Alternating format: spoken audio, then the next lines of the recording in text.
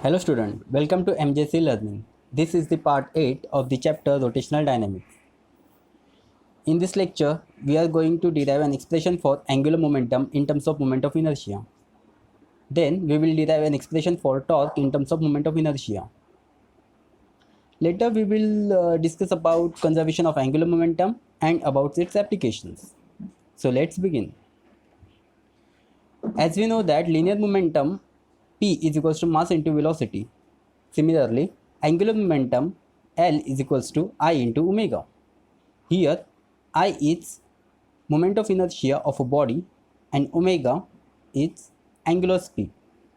So we have to derive this relation L is equals to I omega. Consider the object consisting of n number of particles.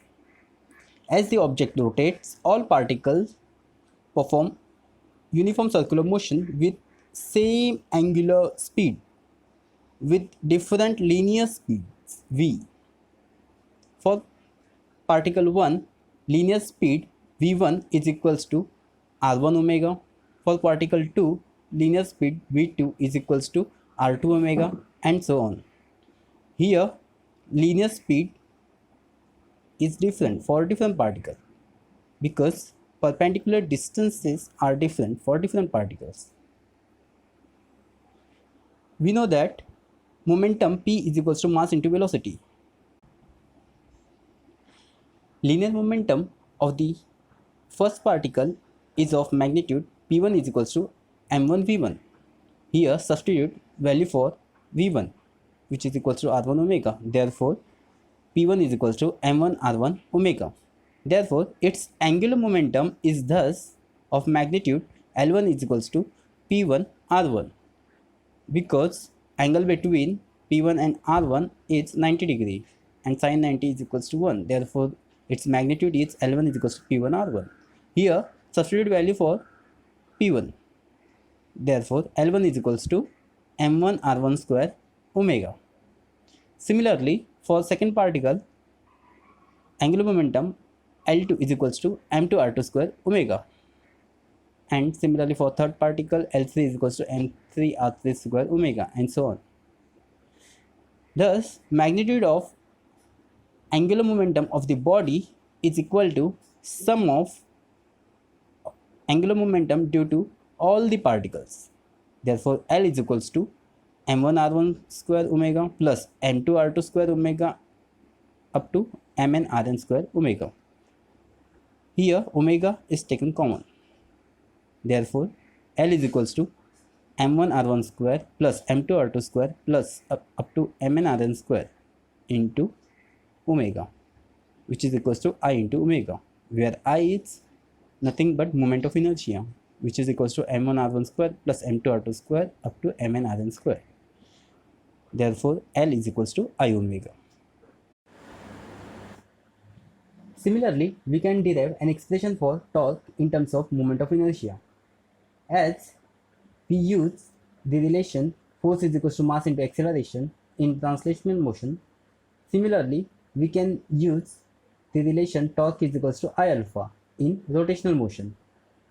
Again, consider the object to be consisting of n number of particles of mass m1, m2 up to mass mn at respective perpendicular distances r1, r2 up to Rn from the axis of rotation. As the object rotates, all these particles performs circular motion with same angular acceleration alpha, but with different linear acceleration. For particle 1, linear acceleration is a1. For particle 2, linear acceleration is a2, and so on. Therefore, according to Newton's second law, force is equals to mass into acceleration. Therefore, force experienced by the first particle is F1 is equals to m1 into a1.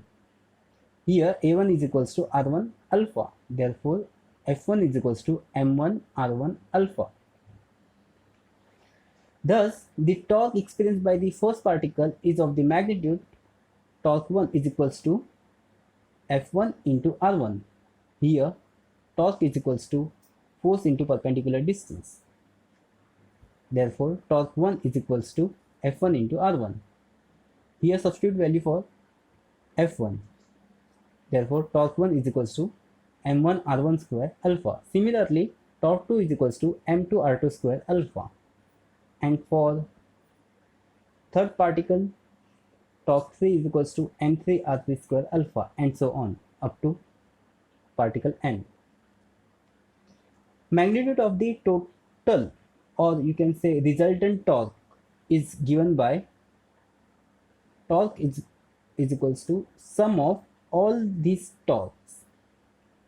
Therefore, torque is equals to m1 r1 square plus m2 r2 square up to mn rn square into alpha, which is equals to I into alpha. Here I is equals to m1 r1 square plus m2 r2 square up to mn rn square, and is known as moment of inertia. Therefore, torque is equals to I into alpha. This is the expression for torque in terms of moment of inertia. Conservation of angular momentum. Angular momentum of a system is given by L bar is equals to R bar cross P bar, where R bar is the position vector from the axis of rotation and P bar is the linear momentum. Now differentiate these equations with respect to time.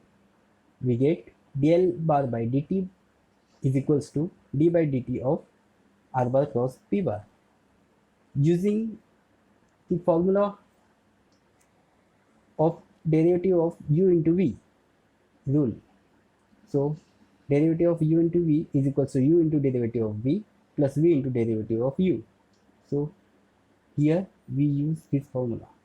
So derivative of R bar cross P bar is equals to R bar into derivative of P bar plus derivative of R bar into P bar. Now the rate of change of position vector is nothing but velocity vector, and similarly the rate of change of linear momentum is equals to force. This is according to Newton's second law. Therefore, dl bar by dt is equals to R bar cross F bar plus m into V bar cross V bar. Here we substitute value for P bar, which is equals to m into V bar. Now V bar cross V bar is equals to 0 because product of two equal vectors is always, cross product of two equal vectors is always 0. Therefore, dl bar by dt is equals to R bar cross F bar plus 0. Therefore, dl bar by dt is equals to R bar cross F bar. But R bar cross F bar is nothing but torque. Therefore, torque is equals to dl bar by dt. Thus, if torque is equals to 0, del bar by dt is also equals to 0, or L bar is equals to constant, because derivative of constant is always 0. Therefore, L bar is equals to 0. Hence, angular momentum L is conserved in the absence of external unbalanced torque. Means if torque is equals to 0, then L is equals to constant. This is the principle of conservation of angular momentum. Angular momentum, since angular momentum L is conserved, initial angular momentum is equals to final angular momentum. Therefore, I initial into omega initial is equals to I final into omega final. Here, initial moment of inertia and final moment of inertia can be different, and initial angular velocity and final angular velocity can be different, but their product must be same. Therefore, I initial into omega initial is equals to I final into omega final. If initial moment of inertia is greater than final moment of inertia, then initial angular velocity should be less than final angular velocity or final angular speed. So let us see how we can apply this concept in daily life. So, application of conservation of angular momentum. First one is ballet dancer. Ballet dancer outstretch their arms and leg to increase moment of inertia. If moment of inertia increases, then angular velocity or angular speed decreases and frequency of rotation also decreases. Similarly, when dancer brings their arms and leg in closer to the body, as shown in figure, moment of inertia decreases and angular velocity increases. Therefore, frequency of rotation also increases. Similar principle is used while dive in a swimming pool. While on the diving board, the divers stretch their body so as to increase moment of inertia. Immediately after leaving the board, they fold their body. This reduces the moment of inertia considerably. As a result, the frequency increases and they can complete more rounds in air to make the show attractive. Again, while entering into water, they outstretch their body into a streamlined shape. This allows them a smooth entry into the water. We will stop here.